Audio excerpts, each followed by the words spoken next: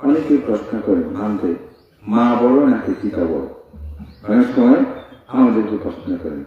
তা আমি একটা জায়গায় একদিন হঠাৎ ভাবনা আসলো, আসলে মা পিতার মধ্যে কে বড়। এই বিষয়টা নিয়ে আমরা ছোট্ট গবেষণায় দেখলাম, বুদ্ধের প্রতিটি জায়গায় তিনি প্রথম বলছেন মাতা পিতা উপাখ্যান, অর্থাৎ মা এবং পিতা সব জায়গায়। যেমন মায়ার গৌতম, মায়ার নন্দন, গৌতম সিদ্ধার্থ, কুমার গৌতম, সন্ন্যাসী চলে যায়। এখানে কিন্তু মানুষ শুধু পুত্র বলছে না, বলছে মায়ার। কেমন বিষয়গুলো সেরকম না। আবার আমরা যখন বিভিন্ন গাথাগুলোকে দেখি, যেমন মঙ্গলসূত্রে মাতা পিতা উপাখ্যান, এখানে বলছে